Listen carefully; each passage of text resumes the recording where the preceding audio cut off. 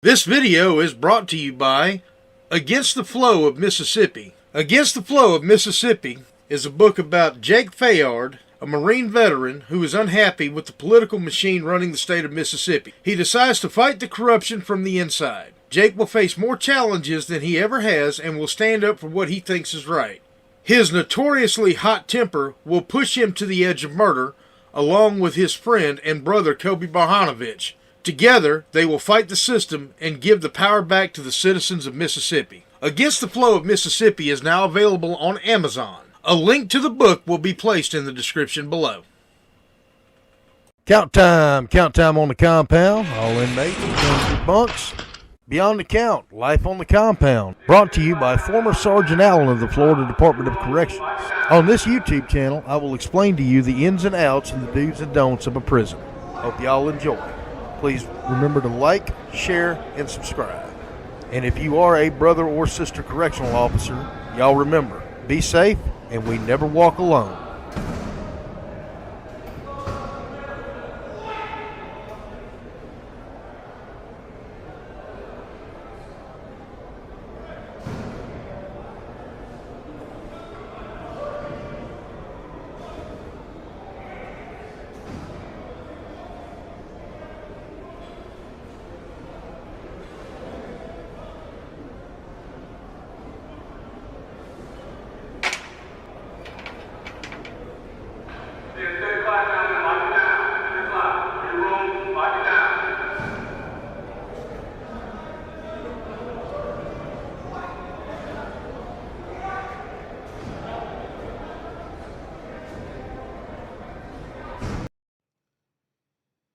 Alright, y'all.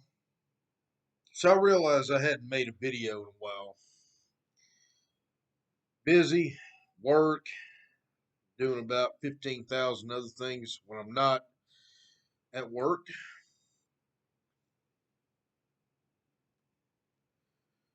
I want to run something by you.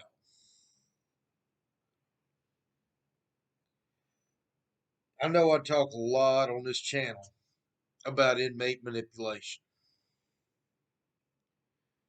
And there's a reason for that. Inmate manipulation is the singular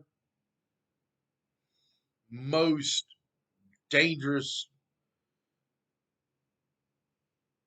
threat that an officer has to losing his job.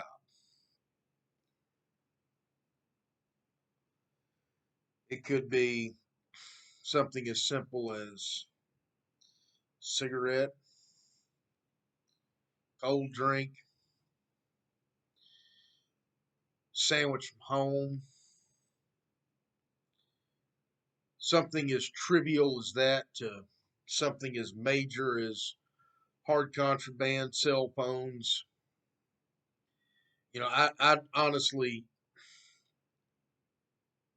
I don't think the correctional academies that I've been to and I've seen and I've attended, and again I've done corrections in three different states. I don't think they talk enough about it. I would love to see. Honestly, I think inmate manipulation. I honestly think that course right there should be about a 2-year course. And unfortunately, if it was a 2-year course, officers would still get caught up. Because it seems that no matter how much information you try to give somebody, somebody's going to fall victim to it. We all just recently saw the result of inmate manipulation with that officer out of Alabama, that convict that got caught. That was an escape. That was a threat to the public. Most inmate manipulation cases are something trivial. I'll give you a case in point. At my facility where I work,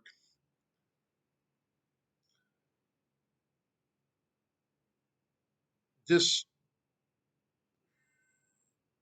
this may sound strange to people working major institutions, but we don't have a chow hall. We have a kitchen, and we feed people in the dorms, in the zones. We have state inmates, we have county inmates, we have federal inmates. Federal inmates are housed with county, and they're in there because they're awaiting trial, awaiting court, whatever stage they're awaiting. That's what they're doing. They're just being housed there. On the state side, to feed chow, again, something very trivial. State inmates come out into the hall, zone by zone, but they come out one zone at a time. They receive their trays and they go in. That's policy. I received an order to feed this way, and the order also extends to nothing on your head, and the order also says that you will wear long pants and a shirt. Those are the institutional rules on this. So when I go into a zone and I go feed them, I make the announcement. Say if it's breakfast time. Good morning, gentlemen. Remove your covers from your heads. Come out into the hall. Have your shirts on. Have your pants on. Shoes on. And they all file out into the hall. Well, now again, they don't have a chow hall that they go to. Other institutions I've worked at, they'll actually walk across the compound to the chow hall. Not the case here. Inmates will sit there because there's no consistency with officers enforcing the rules as written, because either they don't know the rules or they don't care. And it is a sad reality. And this is not exclusive to any institution, this is everywhere, corrections wide. Inmates don't like that. They'll buck. Man, why I got to take my hat off? Why I got to take my do-rag off? Why I got to take this off? You're the only one that does this. And I'm going to do it every day. I do it every day. It's the same way every day. And of course, I'll hear them throwing rocks. Man, you better stop playing. You better go find something else to do. Little attempts of intimidation. I'm solid.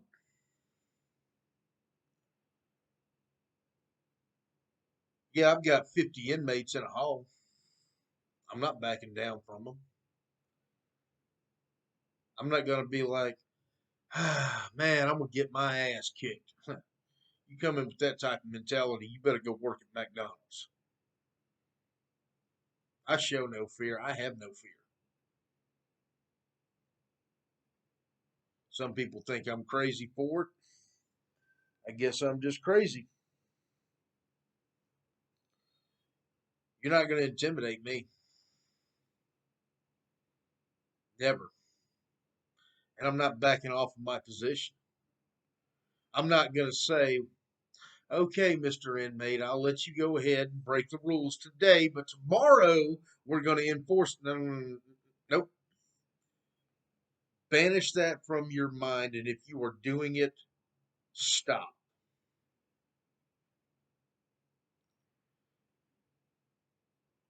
You need to be firm, fair, and consistent every day. My rules do not change. I do not allow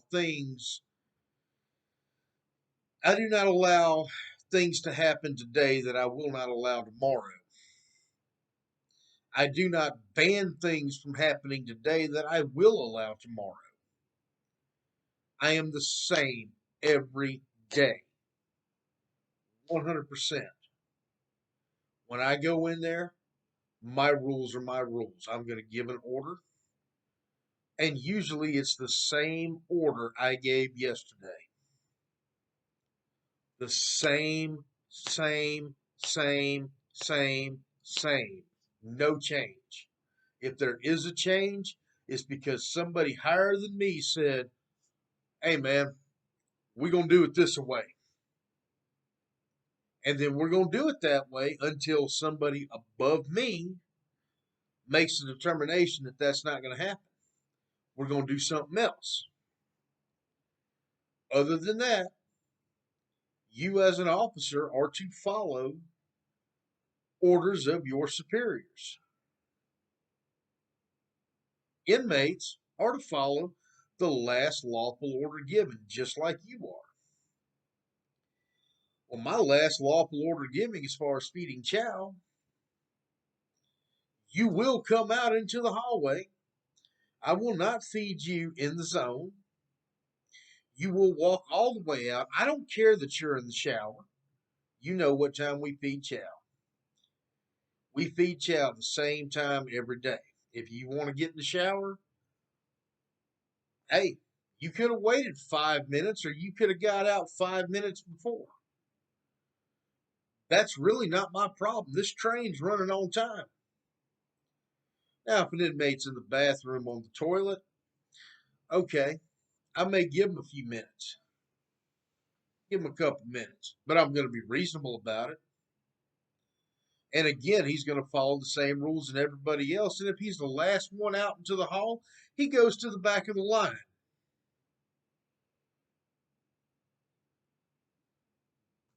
Anybody remember that from kindergarten, elementary school? Sound familiar? Because that's how I run it. You're going to come out, you're going to the back of the line. Why am I going to the back of the line? Because you were the last one out. Well, I've got this. I don't care. Everybody else came out before you. So being that you're the last man out, you go to the back of the line. You're not going to stand in the doorway and get your tray. And I'm the same every day. There's no deviation here. Likewise, if I see an inmate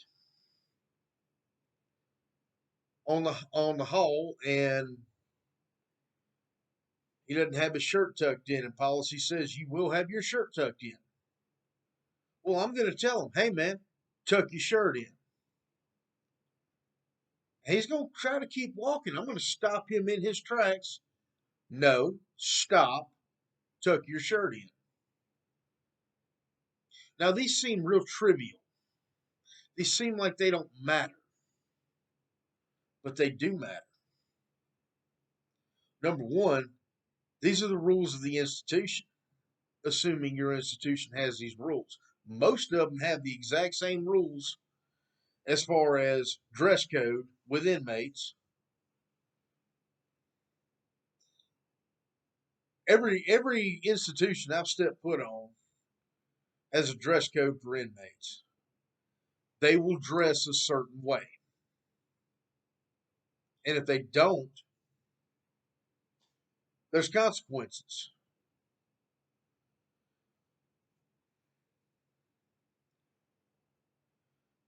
They could not follow the rules in society, so they went to prison. Now they're going to follow more restrictive rules in prison so that we can prepare them to come back out into society at some point, maybe, depending on the inmate. So what we're trying to do is we're trying to prepare him that you couldn't follow lax rules out here, so we're going to give you more strenuous rules in here so that when you go out, you understand that there's a way to do things. We are supposed to set the example. We do not set the example by allowing inmates to talk us and manipulate us into violating our orders from our superiors and those who are charged with running the institution. We need to step up and uphold those. And again, these are trivial things, seemingly. But in corrections, we got a saying, everything's okay until it ain't. The other saying is, sugar turned to shit real quick.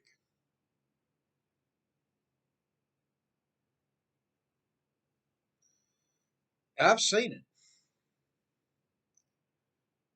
I've seen everything be okay until it ain't okay.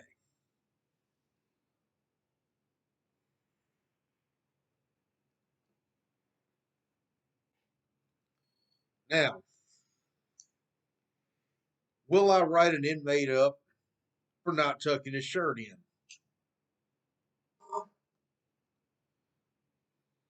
Maybe. I might. Depends on what happens next. If I see the same inmate every day coming out and his shirt's not tucked in or he's wearing a cover on his head that he shouldn't be wearing, the likelihood of me writing that same inmate up that I see every day violating the same rule, the likelihood of me writing him up is, I would say, about 100%. He's going to get a write up. If I have to tell you the same thing every day and you continue to violate the same rule I tell you every day, absolutely I'm going to write you up. I'm going to give you a DR because you're trying me. First offense, no. Hey man, you're not doing this right. You need to do it this way.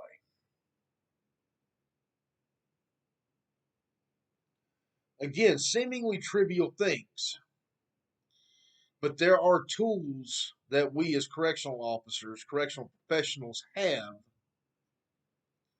that we can use, that are at our disposal, that are in our toolbox. You don't have to jump up, you don't have to jump up and use force on somebody for walking outside the line or for not having a shirt tucked in or for wearing a hat. That is, you do that, you need to go find another job. Really, you need to go seek therapy. But that's neither here nor there.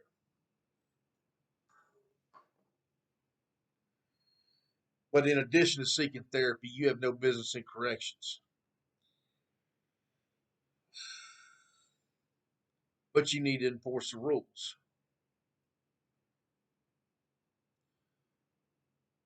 Depending on the order will depend on whether I write an inmate up first offense or not. If I got to chase an inmate down because he's ignoring my direction, keeps walking, he's absolutely getting written up.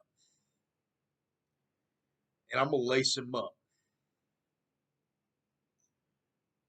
It's going to be so ironclad, not going to lie, do not lie on paperwork.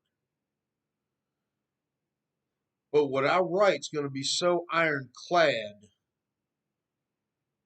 that it's not going to work out very well for him. Where I work now, we deal with minimum and medium custody inmates.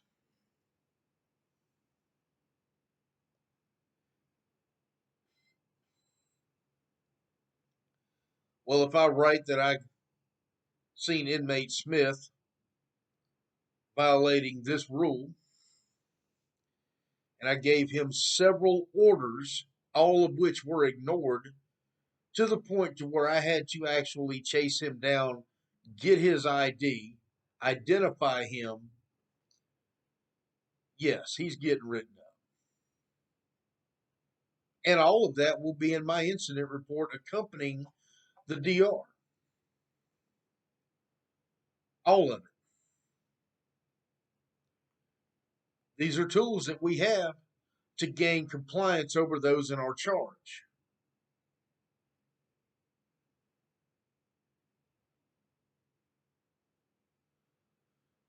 Now, if I catch an inmate with a cell phone, obviously at that point, instant.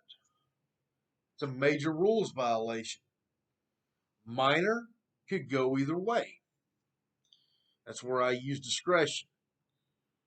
Repeated minor, the same minor? Yes. First time, you fix the problem, you're not. I may chew your ass a little bit and say, hey, man, you know better. Look, man, think before you act. Let's not do this again. All right, Sarge, we're good. Okay, all right, you have a good day. You know, I'm good with that.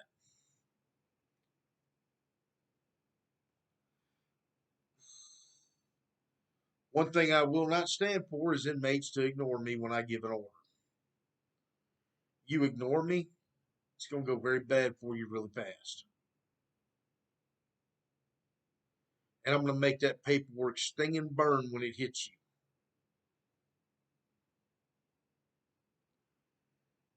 Because my incident report and the disciplinary report will reflect exactly what happened.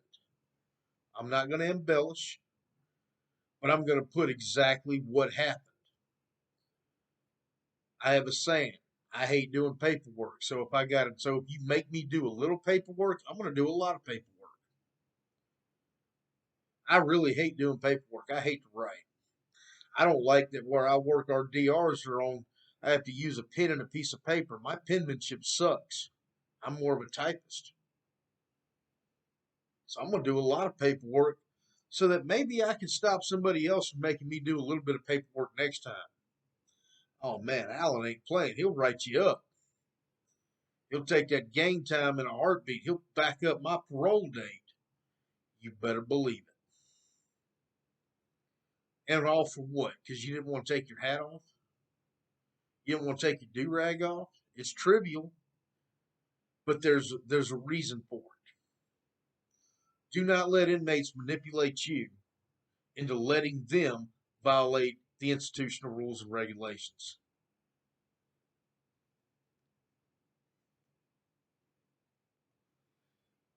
And if you enforce the rules today, you better continue to enforce those same rules. If you don't enforce the rules today, you can't get mad at them. You can't get mad at them tomorrow for violating rules that you allow them to violate.